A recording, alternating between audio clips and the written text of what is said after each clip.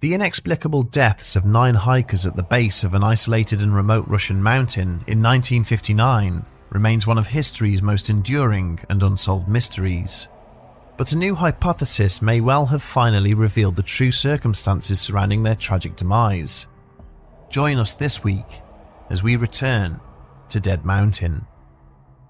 Many theories have been proposed about what compelled a group of perfectly healthy and experienced young hikers to flee the safety of their tent and run half-clothed into the cold, barren night, a course of action that would ultimately end their lives.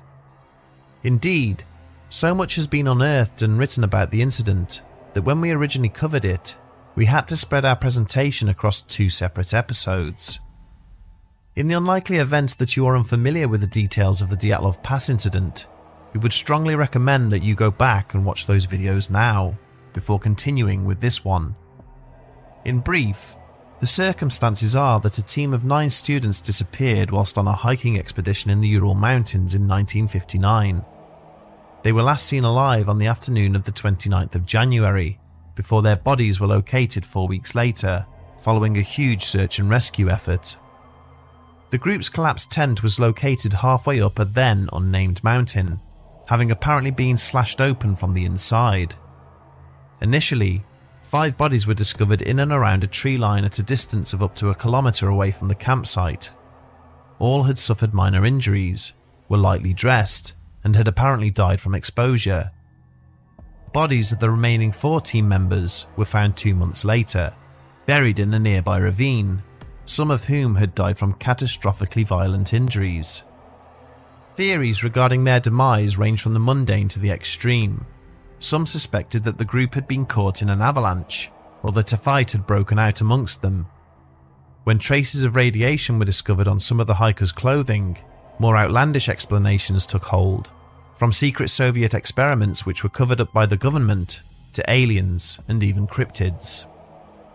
It is no surprise that the enigma of Dyatlov Pass has endured for so long, and continues to capture and hold the imagination. It was always our intention to return to the story if ever new information was revealed or more compelling theories were put forward.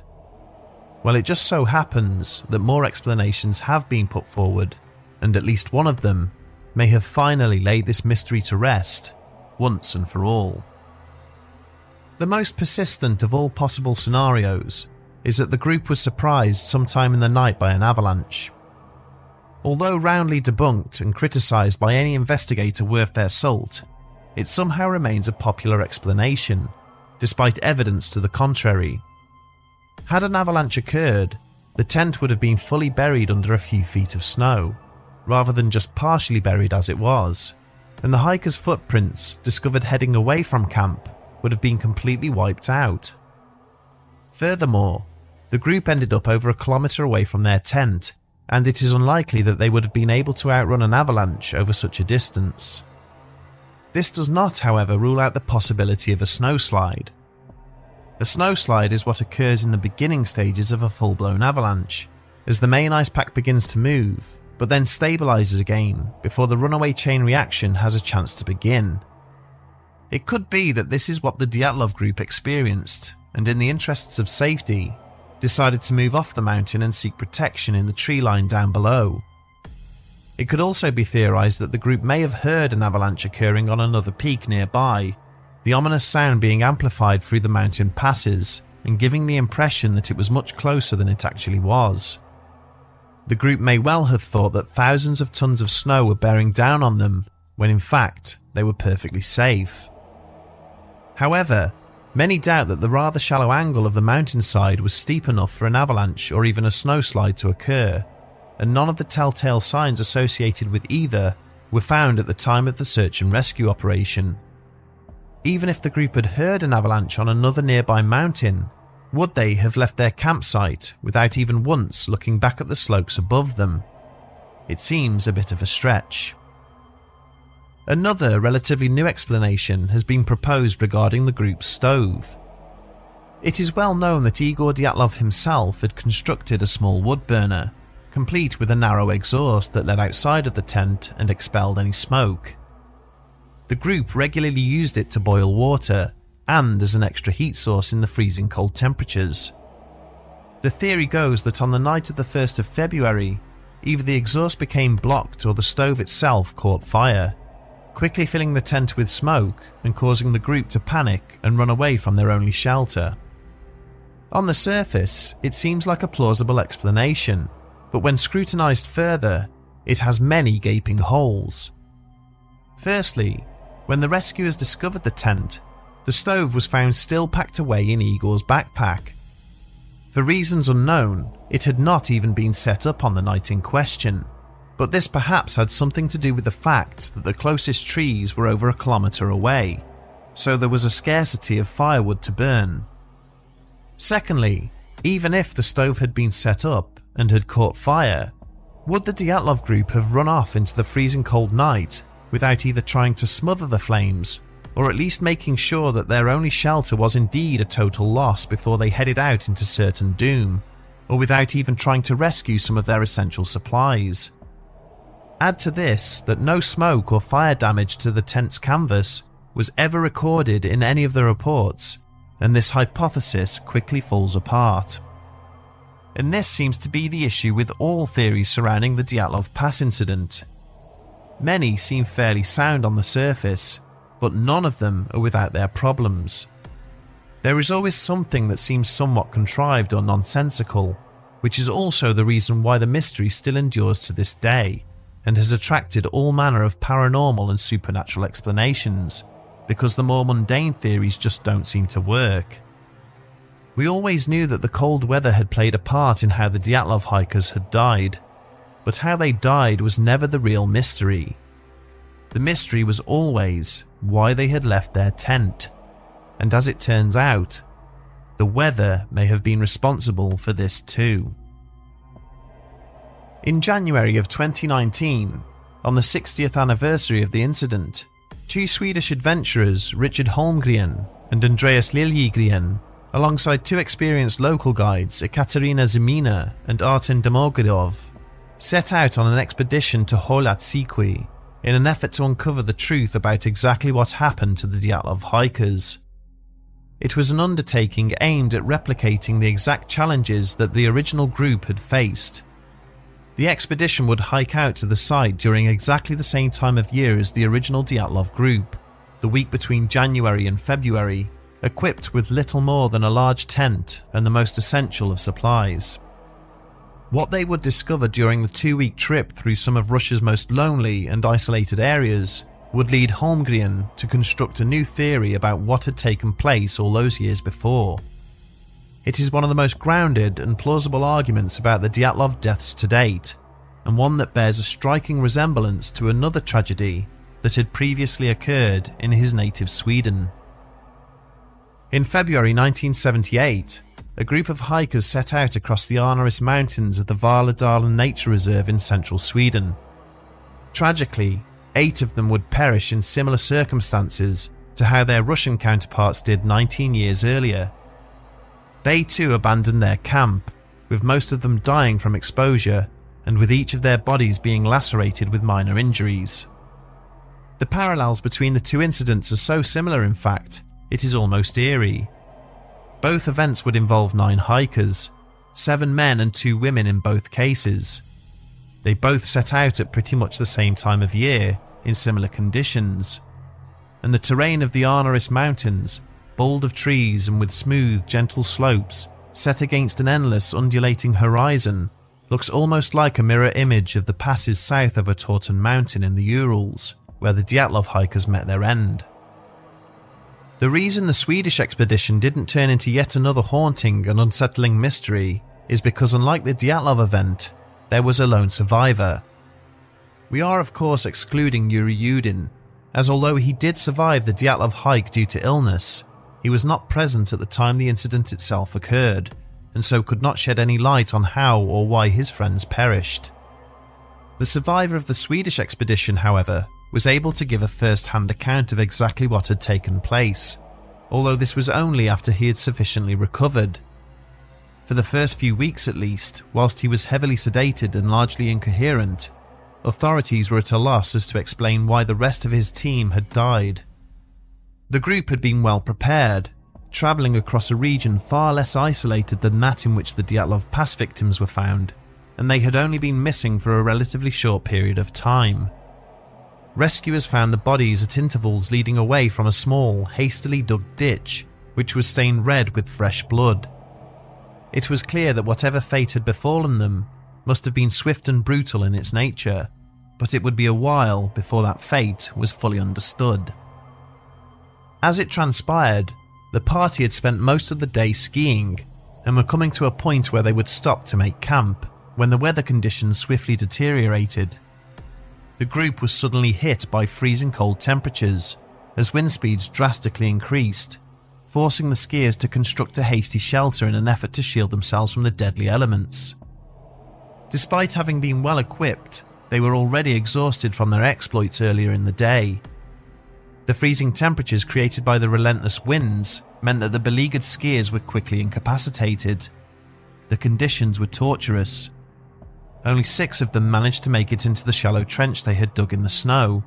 The other 3, including the one who would survive, were left outside for dead. All attempts to fix some form of roof or cover over the trench failed, as the lashing winds ripped and tore away at whatever they tried to utilise. With their hands frozen and bleeding profusely from digging the trench, they were unable to retrieve vital clothing or equipment from their bags, and one by one, they eventually succumbed to the effects of hypothermia. The shelter they had created in order to survive was instead slowly becoming their grave. During Holmgren's and Liljegren's 2019 expedition to Dyatlov Pass, the anniversary visit would also fall victim to several sudden and violent changes in weather patterns, resulting in low temperatures and short but dangerous periods of extreme conditions. The team would later learn that in the nights immediately after they had left the area, temperatures had rapidly dropped to further 15 degrees centigrade, leading Holmgren to theorise that the Dyatlov hikers may have been killed by the same thing that took the lives of the Swedish skiers almost 20 years later. Something known as a katabatic wind. Katabatic translates from the Greek word katabatikos, meaning descending. It is also known as a gravity wind or a downslope wind. This occurs when air of a higher density is carried down the slopes of a glacial area, rapidly cooling and increasing in intensity as it moves. In most cases, katabatic winds are rather mild, but if the conditions are just right, they can turn into hurricane-force onslaughts, which are far more deadly. They are also difficult to predict, as they are localized events often missed on wider forecasts, and do not require any other type of accompanying weather condition in order to form. With this in mind, Holmgren would go on to propose the following scenario. All available evidence suggested that the Dyatlov group had travelled a great distance on the 1st of February and had not stopped to rest until late in the afternoon. When their tent was eventually located, it was clear that it had been pitched laterally to the ground, as opposed to angled towards the gradient, and had been fastened in place with standing skis, rather than anything heavier or more secure. As the group settled in for the night, the first they would have known about any sudden and unexpected weather event would have been an immediate onslaught of wind on the canvas of their tent. The murderous conditions would have likely collapsed the shelter, which was also in danger of blowing away in the gale-force winds, so instead of wasting time fumbling with the buttoned entrance, which we incorrectly described as zipped in our original videos, they more than likely cut their way out of the tent for the sake of speed, knowing full well that they could repair it later on. The group would then have used their hands to shovel snow on top of it in an effort to prevent their only shelter from being carried away. In fact, the rescue team found a torch on top of this piled snow, which they believed was used as a beacon, so that the group could find their way back to camp after the storm had abated. They then made their way down the slope to seek shelter in the trees, not knowing how long the conditions would last. The ferocity and strength of the winds may have been substantial enough to pick up loose items on the ground, such as small rocks and foliage, hurling them towards the fleeing hikers. This would account for the minor injuries to the faces and upper bodies of the 5 members found in the vicinity of the tree line. In any case, the group now found themselves over a kilometre away from their tent, dressed in little more than light clothing, and by this point, their fate had already been sealed. Holmgren points to the fact that 3 of the bodies, those of Kolmogorova, Slobodin and Dyatlov himself, were found with the snow surrounding them packed in very tight layers. He theorises that this may indicate the 3 hikers had collapsed out in the open, while still being relentlessly battered by the heavy winds that were descending upon them from above, and had frozen to death where they fell. Working on the assumption that the other members of the group had managed to push on, Holmgren goes on to divide the fate of the last 6 into 2 distinct subgroups. He believes that after pausing for a short time under the shelter of the nearby cedar trees, Doroshenko and Krivonishenko must have taken responsibility for the construction of a fire, whilst the other 4 hikers set to building 2 bivouacs after descending into the ravine, which would shelter them until after the unexpected winds had finally subsided. With their unprotected limbs and extremities half frozen by the biting weather conditions, the chances of the 2 men having been able to build and light a fire would have been minimal, yet both of their bodies were found with significant burns, which indicated they had successfully achieved this goal prior to passing away. It's likely that even with the amount of heat and warmth that the fire was generating, their bodies were already too damaged and paralysed by the cold to ultimately survive. One of Krivonishenko's knuckles was torn and bloody where he had been biting it in an apparently unsuccessful attempt to stay conscious. Both had suffered head and facial injuries from where they had eventually slumped lifelessly forward into the flames, which they had hoped would be their salvation. In contrast to the futile efforts of the Arnorist victims in 1978, the snow shelters that were constructed by the remaining Dyatlov group members would have provided them with an effective means of waiting out the howling gale that had descended upon them. Rather than simply digging into the first loose snow that they found, they instead descended into the cover of the ravine. They probably would have been unaware of the deaths of their 2 companions, as they had laboured to hollow out 2 good-sized bivouacs in the snow. There was no evidence to suggest that they had taken the time or effort to lay a protective carpet of foliage in either construction, and so it is likely that they had all been huddling together inside one of the shelters, trying to seek some immediate respite from the situation, when fate struck them one of the cruelest of blows. In a heartbeat, the bivouac ceiling collapsed under the weight of the tightly packed snow that lay on top of it, crushing and killing the last remaining team members. From the frozen and well-preserved positions of the 4 hikers when they were recovered, still buried deep under 4 meters of snow, it was clear that they would have had no time to react to the tragedy that befell them. Zolotaryov was found still holding a pen and paper in his hands, killed before he even had time to write down whatever he had been hoping to commit to posterity. The remains of Kolevatov and Thibaut Brignoy were lying right alongside him, also killed instantly by the crushing pressure of the falling snow. Dubinina's body was found a short distance away from the others, having sustained catastrophic injuries to her chest and ribcage.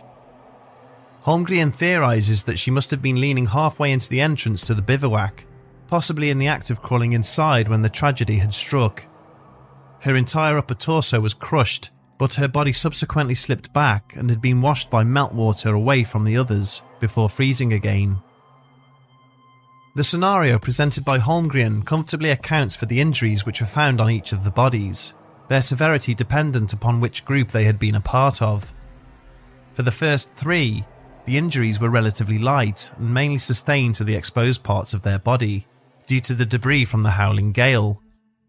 The next 2 bodies displayed a combination of minor injuries and fire damage, which had occurred after they had expired.